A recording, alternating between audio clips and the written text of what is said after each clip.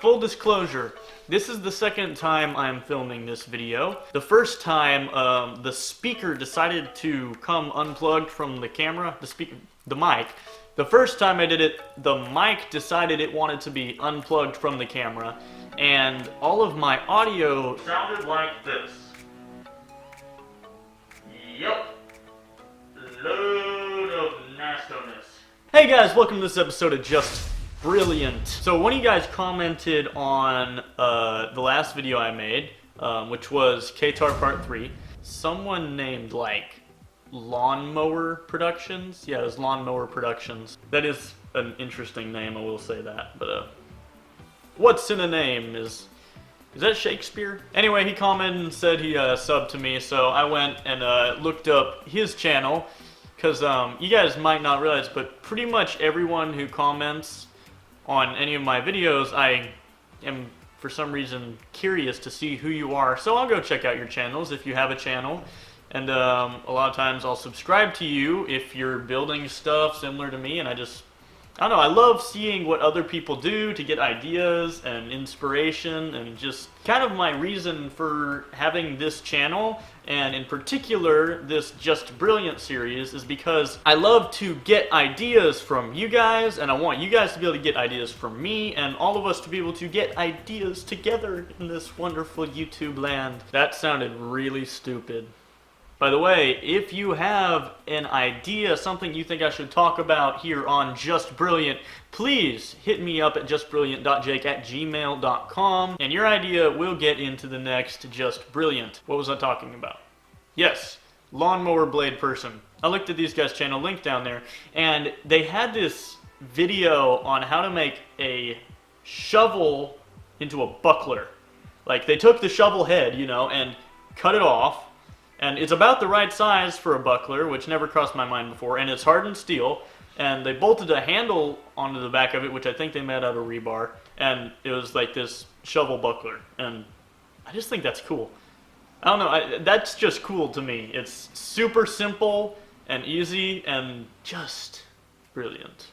My last major project, as you all are very much aware, was this K-Tar, or is it pronounced K-Tar? This thing took so long to make, it is not even funny. You know what else is not funny? The sky deciding it needs to start pouring rain in the middle of me filming this video. Can you hear that? I'm sure you can. This was a super fun project, a real challenge for me. It had a lot of stuff that I'd never done before, which was the reason I decided really to make it in the first place. It was a great learning experience for me. I learned a bunch on this, and I'm a lot more confident for other bigger projects like swords and other stuff going forward. But it took a long time to make. Probably don't even realize how long it took to make, but like for 2 solid weeks I was working on this. Every spare moment I had. Literally 90% of the work on this thing was done off camera. Crazy. I think I listened to like 4 audiobooks. Took a lot of work. And then me and my brother did the big shop fight, which was super fun. So just some behind the scenes on that fight we did. That little scene, which I think ended up being like 4 or 5 minutes long, it took a day and a half to film. One day, I think it was a Saturday, me and Zach, my brother, came out here and just, I had this idea that for the conclusion of this project, kind of for some practice at my cinematography and fight choreography and stuff, it'd be fun to do this really silly, serious fight scene, just fighting Zach through the shop with all the different stuff in here, some of my weapons, tools. I just thought it'd be a fun video, and it was. But yeah, it took a day and a half to film. We worked so hard to get it done this one day, and then it was like 8 o'clock at night. We started filming early in the day, so there was a lot of light coming through the windows, and then when we were going to finish filming, we were on the final scene, okay, the last scene, and it was so dark at that point outside that there was no light coming through the windows. We couldn't continue filming because that footage wouldn't line up with the other footage we'd taken earlier that day. So we had to wait and stop. And so it took a day and a half to film. It took another half day just to plan everything. I started by making a list of all the different elements I wanted to include in this fight, like sword fighting with a saw, the bug zapper, like the quarterstaff level bit, and then we had to figure out how to build a story around these different elements, like where to put them, how one element would lead into the next one, and a lot more work goes into it than you probably initially think just watching the video. The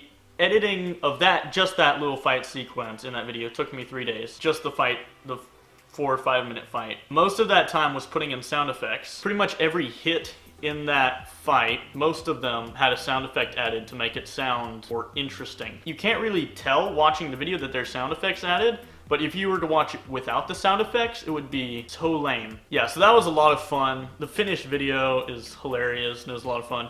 And I'm planning on doing a lot more videos like that, more skits and short films, not on this channel. I'll give you more info on that some other time. So, in other news, a couple people now have told me I should build an Egyptian Khopesh. One of them was a few months ago, and then another one like the other day, from Calvary Carpentry. He said I should build one. And I agree. I think that would be an awesome project. A Khopesh is such a unique sword. It's such a cool design. It's just awesome. And I've wanted to build one for a long time. Here's why I haven't had a forge up until this point big enough to make a large bladed on, like a sword or even a machete. I simply haven't had a forge large enough to forge it out and or heat treat it. Now here's the difficulties involved with a Khopesh for me. The main one being that I don't have a piece of metal big enough to forge a Khopesh out all of one piece of metal. I think they're about this long, roughly, and I believe they have a fairly wide blade, probably like 2 inches wide. I haven't had the metal for that, and I've been trying to think of how I could do it. So I had this idea that I would use lawnmower blades, 2 of them, put together, like I would weld and bolt these 2 lawnmower blades together somewhere in the middle, and I would forge the Khopesh out of that. And it will end up looking really rough and rusty and kind of similar to the style of the karambit me and Luke just made, the flail or the mace I built, where you've got this really rusty, rough looking look to it. I think a Khopesh made like that would just look really cool. That would be a super fun build. Definitely going to be making that in the future, rest assured. It might not happen right away, but I will be doing it. Another brilliant idea I've got for you today was given to me by a fellow named Josh. He's got a channel called Apocalypse Pyro, I believe. He just changed the name, so I think I got that right. Apocalypse Pyro.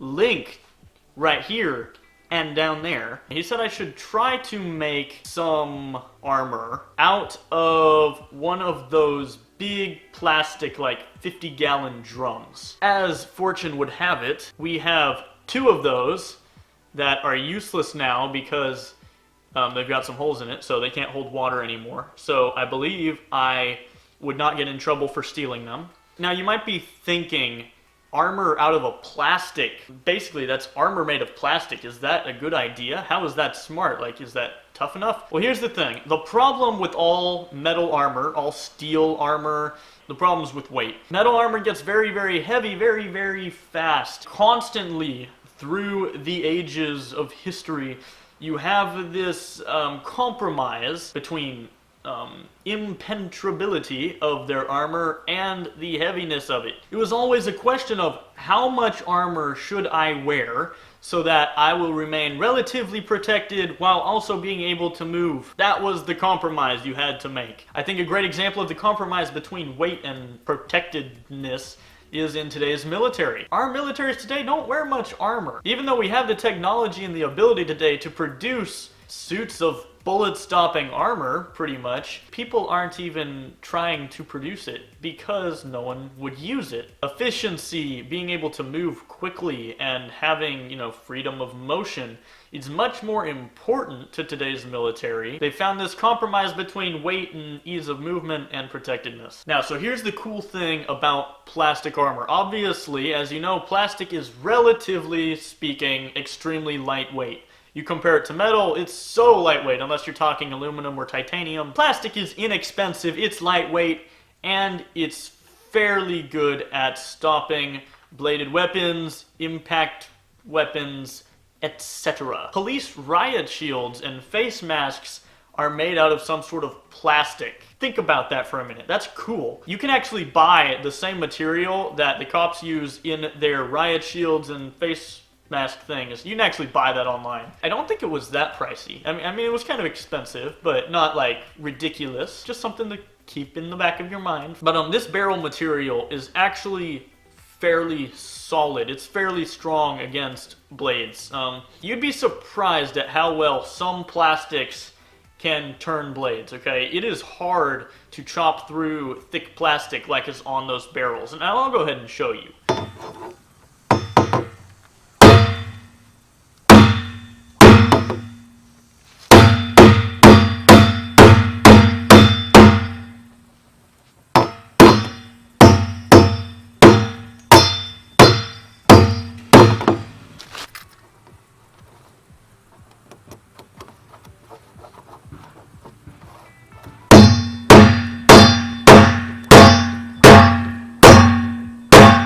Pretty good, right? And even though it's not 100% deflecting those blows, the blades are going to cut in a little bit. Think about, like, for how many centuries people still used leather armor. That was like a big thing. Metal plate armor hadn't really been invented yet, and chainmail was kind of just coming in as the next thing. And the advantages of leather armor were that it's lightweight, they could get it a lot more easily, it was a lot cheaper than metal. It was so much more movable, you know, you could move in it, it was flexible, you can move in it, and it's fairly good at stopping blades. I always love it in movies when the main character, you know, takes a sword and touches someone else who's wearing full armor, and they just die because they just got hit with a lightsaber or something. In real life, swords are nowhere near as effective. Even just clothing stops blades so much more than you would imagine. And I'm rambling. So Josh said it'd be a brilliant idea for me to make some armor out of those plastic drums. I think he's absolutely right. That is just brilliant. Definitely one of my near future projects. I feel like this video is fairly long by this point. I should probably shut up now. Thank you guys for watching this video. Hopefully you learned something today. Share this video if you want to share these ideas with others. Share your ideas with me at justbrilliant.jake@gmail.com. I'd love to hear from you. Leave some comments in the section down below if you have any more thoughts on these topics. Anything else you think we should know, head down there and share your opinions with all of us. Please consider subscribing if you haven't subscribed already. I'll see you in the next episode of Jake Makes. Jake out.